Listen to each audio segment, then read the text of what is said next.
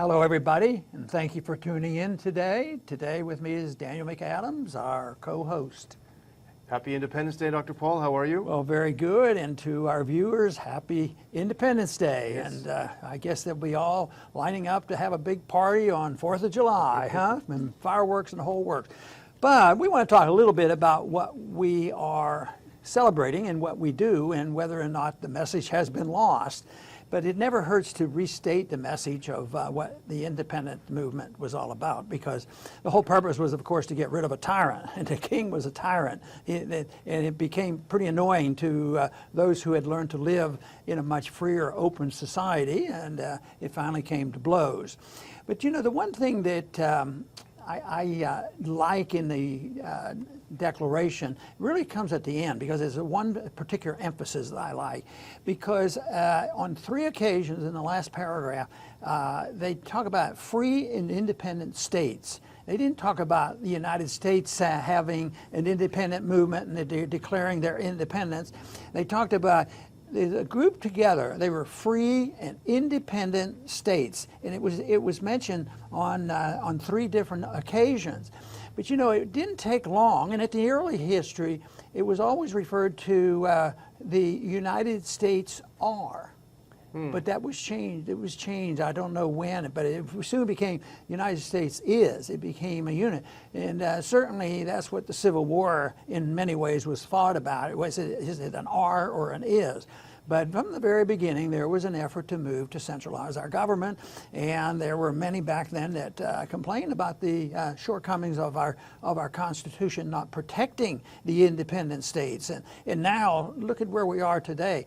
If you say, well, I'm running on the states' rights positions, I'm for states' rights, you know, what do? Immediately say, oh, you must be for slavery or something like that. They destroyed it. So even saying states' rights, you can't use that. They've canceled that out. But instead of having independent states taking care of their business, keeping government at home as best they can, what we have done is we've gone in the wrong direction. Not only has our federal government gotten very, very big, in spite of the goal of the Declaration of Independence and the so-called goal of the Constitution, because many of them felt that this was the best we could do to keep the states independent. But it has gone further than that. Now it's the United Nations is, you know, it isn't United Nations are. They've never even used that. But think of all the international organizations that we have. We have the IMF and the World Bank and the WTO and NAFTA and all this. And the empire is pretty solidly in place. I do not believe, if you listen to some of what John Quincy Adams wrote about, don't go about the world searching for monsters to destroy, you know.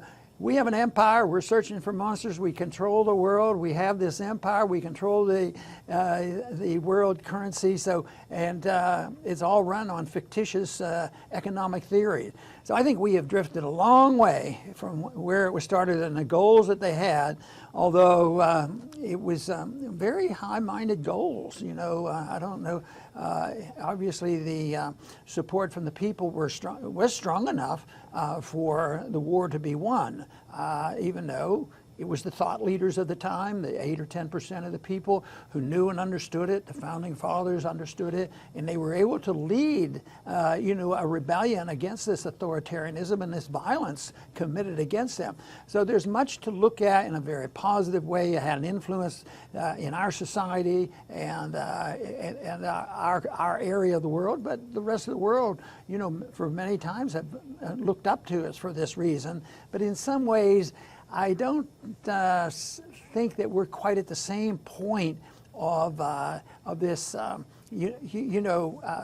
seriousness about presenting the case for independence and the protection of personal liberty. I think we need maybe a new declaration, one way or another. Yeah, and with all the things that you point out about how we're moving in the wrong direction, you got me a little bit depressed. So I had to think in my mind, I got to find something optimistic. Dr. Paul's depressing me.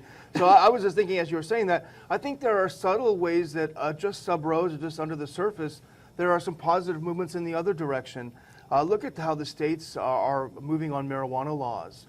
They say, forget the federal government. We're moving on our own.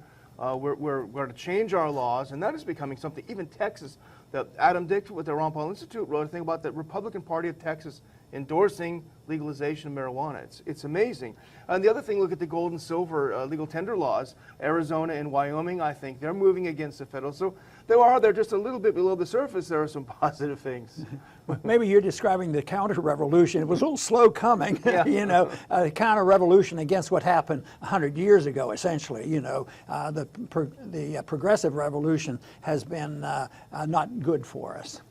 And you say a new revolution or a new Declaration of Independence. I think there's a new independence movement. It's an independence of the mind. It's not, we're not going to go out and pick up guns and start fighting, but independence of the mind, and that was a liberty movement that you've been the centerpiece of. And I think there's a lot of people who feel a little bit disheartened at this point with the Trump movement on one hand, with the rise of the socialists on the other hand. I think there's a little bit of sense, those of us, we sort of lost our way a little bit. But I don't think you believe that at all. No, and it was pretty specific that the purpose of the Declaration was to secure rights. And they weren't saying the government gave them to us, that they come to us in a natural way. They believed in natural rights.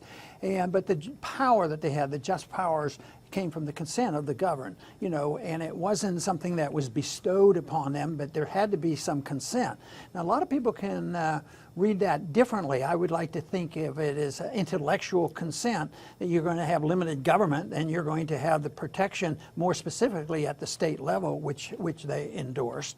So it is, sometimes people would say, aha, that endorses pure democracy. It would even endorse democratic socialism. That is the consent of the governed. I don't think that's what they had in mind. And so I like to think that there's a big difference. And the founders, especially as they wrote the Constitution, they wanted to be explicit that there was a difference between a constitutional republic and a pure democracy. They didn't like that word democracy because it sounds like the majority can dictate, and they wanted the protection of the minority. They wanted protection of the small groups, and that is a good message from the Declaration of Independence and our Constitution of trying to protect against the dictatorship of the majority.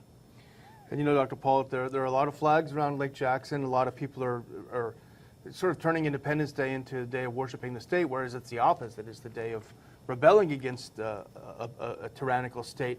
But aside from the philosophical points, we should break it down to some other things. What is the Paul family doing today? What are you eating? What's on the menu? We have an amazing day to celebrate. It's different because on the 4th of July, 50 years ago, my wife and I, with our 4 kids at the time, embarked on a trip. And we moved to Texas, arrived in Lake Jackson on the 4th of July. Wow. And I've always said to the family, that was a big event, and we would kid and say, just think, you would have never met your spouse and this sort of thing if I had not brought you here. But so we always thought, well, we're going to have a big celebration. But guess what? They're all celebrating and their families are spread around and we're all scattered. Yeah. Carol and I are going to have a quiet 4th of July, so that is quite a bit different. But it was a big event for us to move there, and we remember it well. That's a great story. Well, I would just say that we're going to do a little barbecuing ourselves, Dr. Paul. But I know our viewers, who we are very grateful for, are also going to be enjoying yourselves, barbecuing, having some beverages. But I would like to ask you, while you're sitting there relaxing, to think about something else today, and this is a great day to buy your tickets for the Ron Paul Institute's annual Washington Conference. Media and War is what it's about. We need to have you there. We want to see you there. We want to have you there. We want to meet you again and meet you for the first time. We've got great speakers. We just added John Whitehead, who was on the show earlier this week from the Rutherford Institute. We've got Lou Rockwell. We've got Colonel Lawrence Wilkerson. We've got Ray McGovern, former CIA agent. These are all the people that are on the cutting edge of what we're trying to do, the anti-war movement, beyond left and right anti-war movement, the pro-civil liberties movement. These are the people that are active every day, and they want to share their experiences. They want to share some advice. They want to help us bring this together. And it's going to be a very, very good day. So get your tickets today. Don't delay. and we'll see you next month. Well, very good, and I do want to wish everybody a happy holiday today. And once again, emphasize the important thing for me, and that is liberty. Liberty is individual. Liberty is not bestowed on groups. You do not have rights because you belong to a group, but you should never be punished because you belong to a certain group. And if people will obey the most important rule, it will work. And I think this is one thing where we have made progress, and that is for this system to work of liberty, the people involved must pledge not to initiate force and violence against others. No lying, cheating, stealing, hurting, and murdering. Just think if people followed that one rule of prohibition against the initiation of force, we would live in a wonderful world. Of course, that's not going to happen. There's always going to be people who are going to break the rules, but we need to emphasize that. And the most important emphasis on this is what kind of a government you have under that system. We have a government that can't do any of those things either. Now that would be a revolution. I want to thank everybody for tuning in today to the Liberty Report. Please come back soon.